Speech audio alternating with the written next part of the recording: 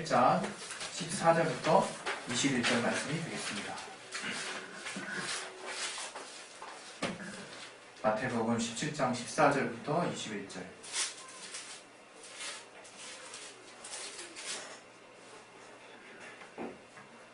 네, 우리 찾으셨으면 우리 교독하도록 하겠습니다. 제가 먼저 읽고 여러분이 읽고 번갈아 가면서 저희가 무리에게 이르매 한 사람이 예수께 와서 꿇어 엎드려 가로되 주여 내 아들을 불쌍히 여기소서. 저가 간절로 심히 고생하여 자주 불에도 넘어지며 물에도 넘어지는지라. 내가 주의 제자들에게 데리고 왔으나 능히 고치지 못하더이다. 예수께서 대답하여 가라사대 믿음이 없고 패역한 세대여, 내가 얼마나 너희와 함께 있으며 얼마나 너희를 참으리요. 그를 이리로 데려오라 하시다. 이에 예수께서 꾸짖으시니 귀신이 나아가고 아이가 그때부터 나으니라. 이때 제자들이 종명이 예수께 나와 가로되 우리는 어찌하여 조심하지 못하였나이까. 가라사대 너희 믿음이 적은 연곤이라. 진실로 너희에게 이르노니 너희가 만일 믿음이 한 겨자씨만큼만 있으면 이 산을 명하여 여기서 저기로 옮기라 하여도 옮길 것이요 또 너희가 못할 것이 없으리라. 21절 없습니다. 우리 시간에 기도하겠습니다. 기도하실 때 오늘 하나님이 우리에게 주시는 그 말씀을 내 마음밭에 잘 받을 수 있도록, 또 내가 그 말씀이 성령으로 하나님이 내게 귀하게 주신 말씀으로 들려올 수 있도록 들을 길을 허락해달라고 우리 시간에 기도하겠습니다. 하나님 아버지, 우리가 하나님의 말씀을 들을 때 살아계신 하나님의 말씀을 듣게 하여 주시고, 그 말씀을 전하는 자나 말씀을 받는 모든 분들이나 동일하게 하나님의 말씀에 감동되게 도와주시옵소서. 우리를 부족하오나 또 우리의 마음밭을 열어주시고 우리에게 들을 길을 허락하여 주셔서 하나님의 말씀 우리 안에 들려올 수 있도록 역사해 주시고 인도해 주시옵소서. 깨닫게 하여 주시옵소서. 예수 이름으로 기도했습니다. 아멘. 하나님은 우리에게 약속과 응답을 주시는 분이십니다. 하나님이 말씀하신다고 하는 것은 바로 약속과 응답이 포함되어 있는 거죠. 그냥 단순히 하나님이 말씀하신다는 거 그냥 고래고래 소리 지르시는 것도 아니고 엄포를 이렇게 내시는 것도 아니고 우리를 단지 징계하시고 혼내시기 위해서 말씀하시는 것이 아니고, 본래 하나님이 우리를 향해서 하시는 말씀은 바로 우리에게 약속하시고 우리에게 그 약속에 따른 응답을 주시기 위해서 하나님이 말씀하시는 것입니다. 그래서 우리 인류에게 하나님, 보이지 않는 하나님, 또 이 물질계에 속하지 않는, 아니 이 물질계를 창조하셨기 때문에 어디에서나 계시는 그 하나님이, 어디에 특별히 구속되지 않으신 하나님이 굳이 우리 인간 세계 안에 또 우리 인류의 또 감각기관으로 들릴 수 있도록 자신을 공개하신 그 이유가 무엇일까? 그것은 하나님이 그렇게 우리 인류에게 말씀으로 자신을 계시하신 이유는 바로 우리에게 약속하시고 응답하시려고 하시는 것입니다.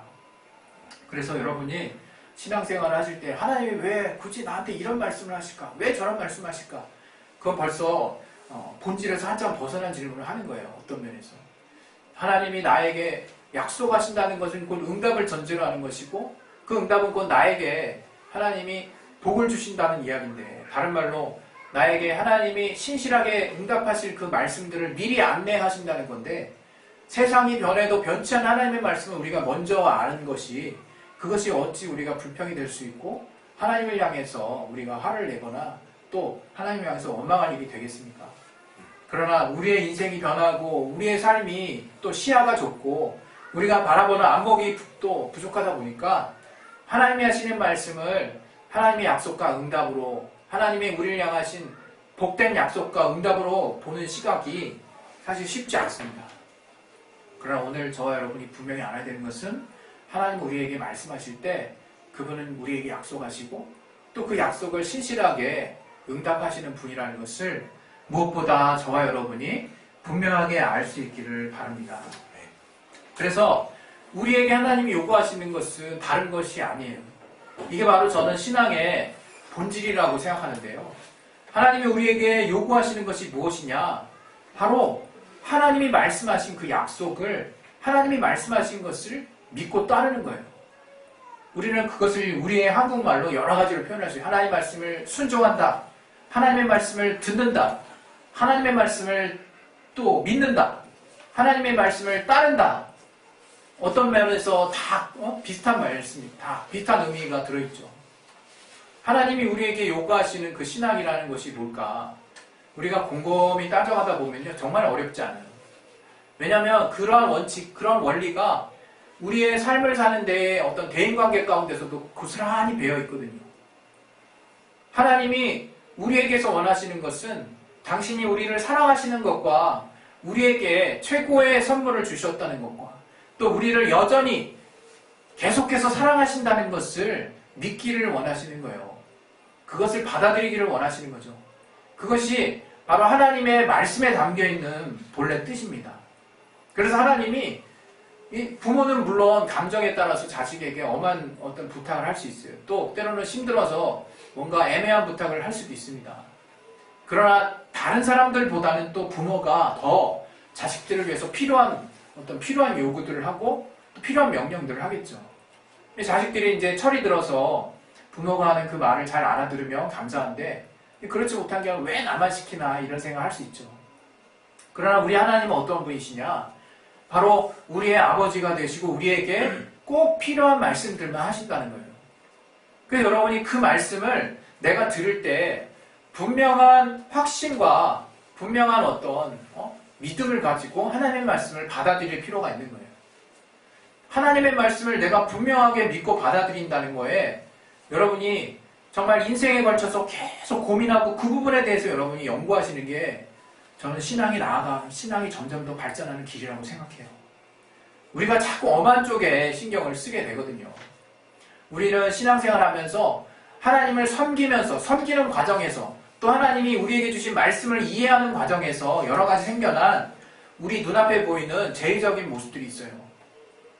거기에는 우리의 믿음에 속한 이제 우리의 행위, 이건 곧 믿음이다라고 확신하고 우리의 신약 성도들이 담대하게 하나님 앞에 기도로 나아가고 또 말씀을 보고 또 하나님의 말씀을 따라 전도를 하고 또 아울러서 헌금을 하고 이런 믿음의 행위들이 있을 수 있지만 안타깝게도 많은 사람들이 그것을 신앙이라고 정의 내리고 있다는 거예요. 그냥 그거 자체를 신앙이라고 딱 정리하고 있다는 거예요.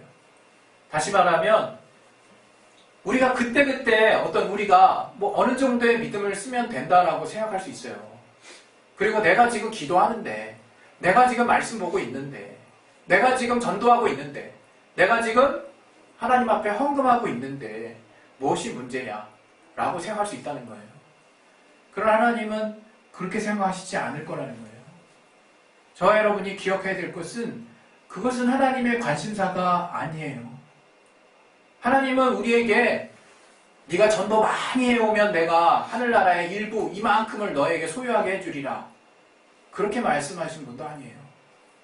하나님은 우리에게 기도하라 명하셨지만 네가 정말 이 기도의 분량, 기도의 탑을 쌓으면 내가 너에게 갚을 수 없는 것으로 갚아주마. 이렇게 말씀하신 분도 아니에요. 하나님 기도의 분량이 필요하신 분도 아니에요.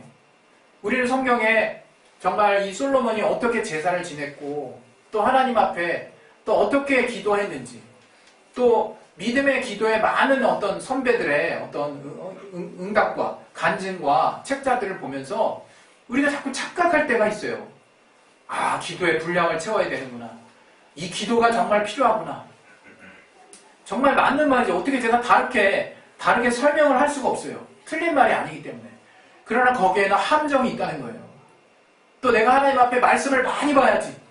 제가 몇 주 전에 말씀을 암송하는 것에 대한 목회서신을 쓴 적이 있어요. 제가 예전에 어떤 그 미션 단체에 속해서 그곳에서는 성경 암송을 굉장히 많이 좀 강조를 했어요. 그래서 초반에는 이게 신앙이 뭔가 강제적인 것 같고 왜 굳이 이렇게 암송을 해가면서까지 내가 말씀을 놔야 되나? 이런 생각도 하고 막 그랬었어요. 그러나 최근에서 제가 드는 생각은 뭐냐면 물론 이건 최근이 아니라 좀 더 전이지만 말씀이 내 안에 심겨져 있지 않고는 떠오르지 않아요. 우리가 때로는 너무 신비적인 영역에 하나님은 우리 인격 안에서 하나님이 충분하게 우리가 초월할 수 없는 것들을 초월해서 역사하실 수 있는 분입니다. 그걸 제가 부인하려고 하는 게 아니에요. 그러나 그거보다 더 먼저 우리가 하나님이 무엇 하기를 원하시는지를 알게 된다면 우리는 성경을 암송하는 것에 대해서 뭔가 애매한 생각을 갖지 않았을 거예요. 불과 우리가 율법 시대에 있어서는 그 말씀을 정말 어떻게든지 암송하고 외우는 것이 너무나 필수였어요. 필수.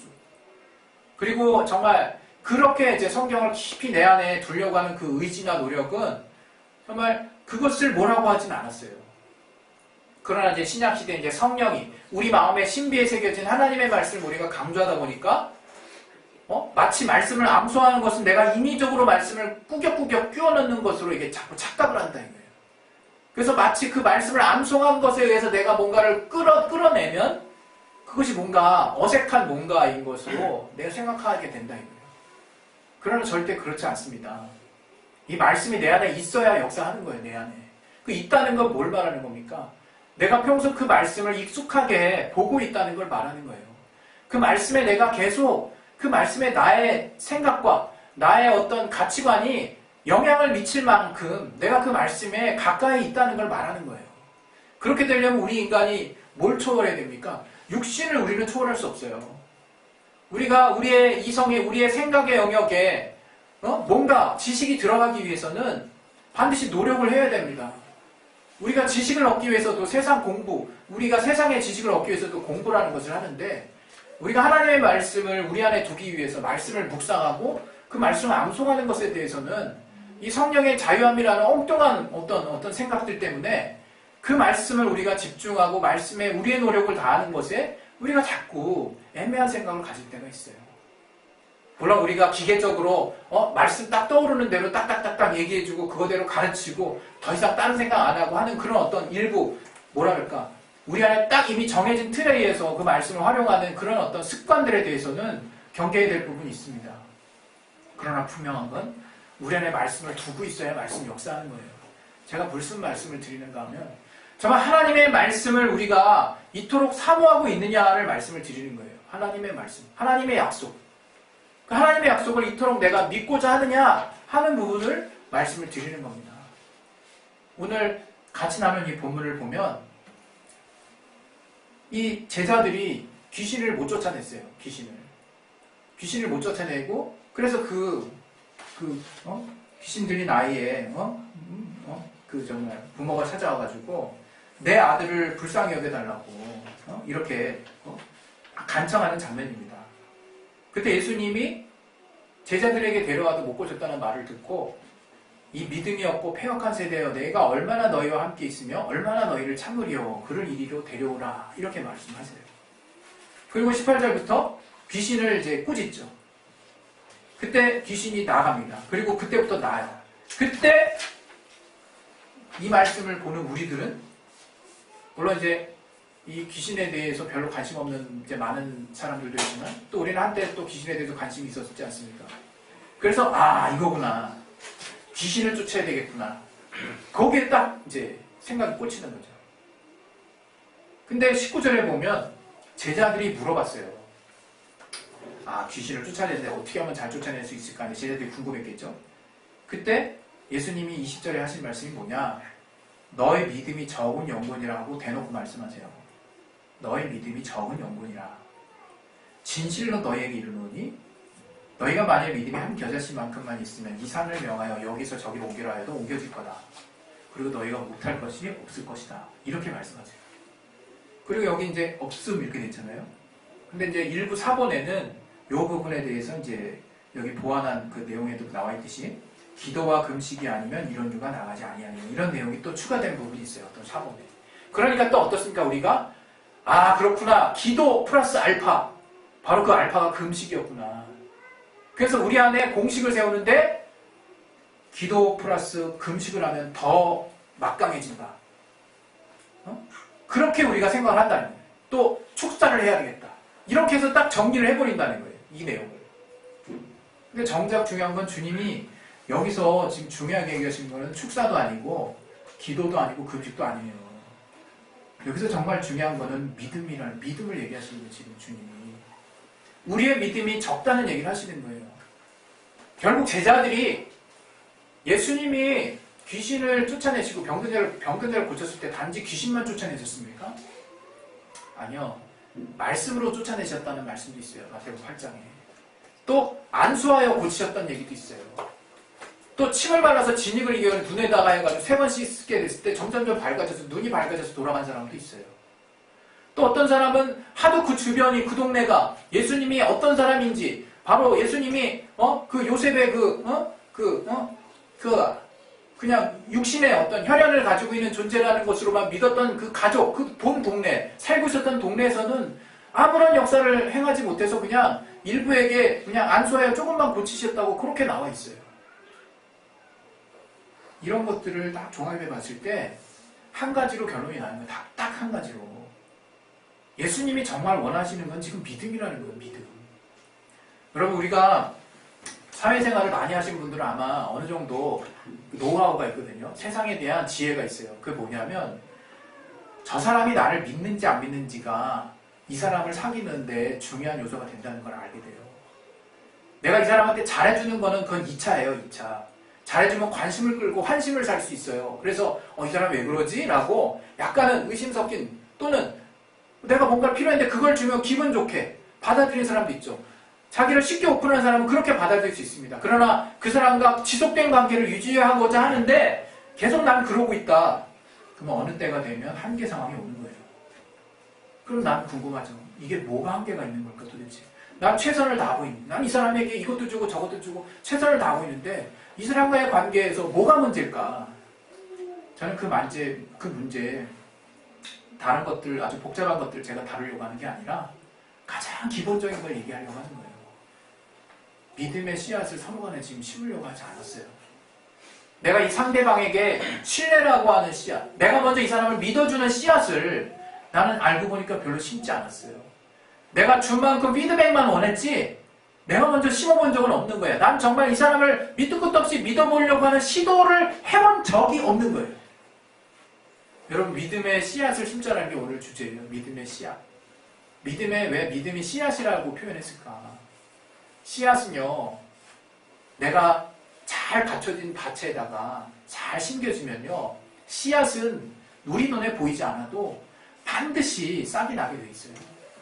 때가 되면 반드시 그 믿음이라고 하는 그 씨앗에 모든 잠재적인 요소가 다 들어있기 때문에 내가 꾸준히 물을 주고 텃밭에 그 씨앗을 잘 심어놓고 그것을 내가 변덕스럽게 정말 옮기지 않는다면 그 믿음이라고 하는 씨앗은 반드시 때가 되면 싹이 납니다. 그리고 또 때가 되면 열매가 맺게 돼 있어요. 그런데 우리는 정작 사람들의 관계를 비즈니스로 생각할 때가 많아요. 우리의 많은 사람들과의 관계를 피드백, 주고받는 관계로만 생각할 때가 많아요. 이건 부부관계도 똑같습니다. 제가 살아보니까 제가 참 부족한 가운데서 이런 말을 하니까 또 우리 사모가 웃을지도 모르겠지만 진짜 그런 것 같아요. 제가 주고받는 관계로 아내를 볼 때는 그 이상 없습니다. 정말 없어요. 밑도 끝도 없어요. 아무것도 없어요. 그러나 제가 정말 아무런 조건 없이 주려고 하는 마음으로 우리 아내를 대했을 때는 정말 달라요. 신기하게 달라요. 그 왜냐하면 우리가 그것은 하나님께 닮은 속성이기 때문에 그래요. 하나님께 닮은 거. 하나님께 닮은 성품이기 때문에 그래요. 지금 예수님이 우리에게 요구하시는 것이 뭘까?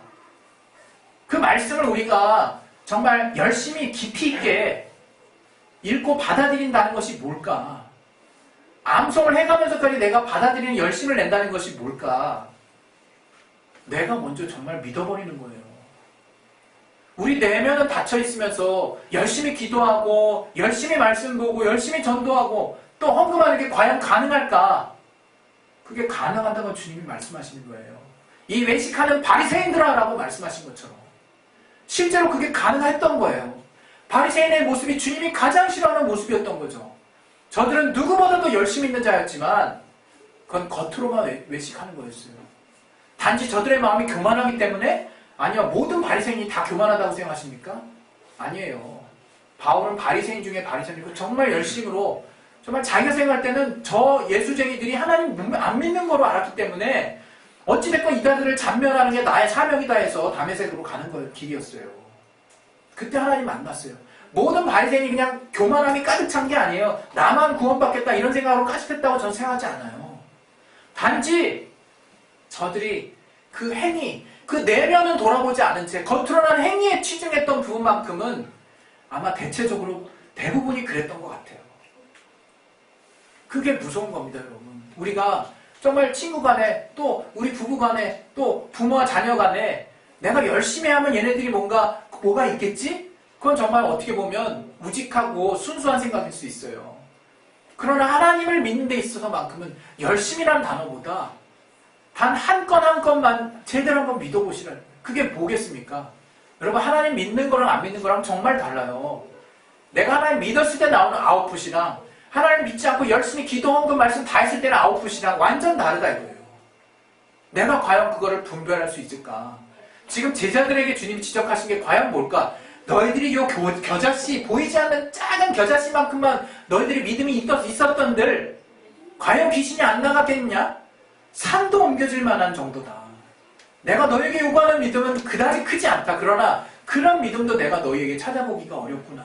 너희는 정말로 내가 시킨 대로 할 줄을 알고 여러 가지 방법적인 측면에 관심은 많았어도 정말로 너희가 내가 하는 말, 과연 내가 누구인지에 대한 그 믿음은 없구나.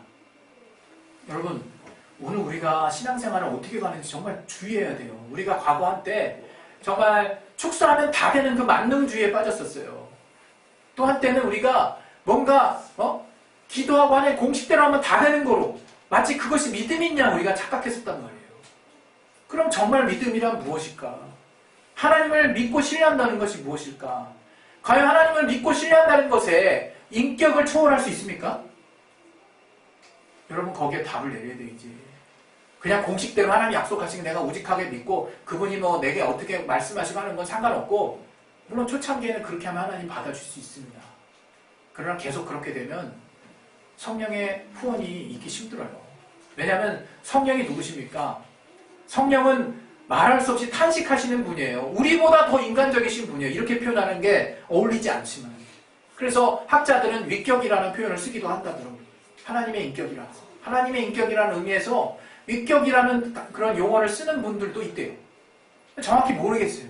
제가 그러나 표현하고자 하는 것은 하나님의 우리와 같은, 우리가 하나님 닮은 그 인격, 그거. 바로 그것이 우리에게 하나님에게서 닮은 거예요, 우리가. 그러면 그 내가 하나님께 믿음을 쓴다는 게 뭐겠습니까?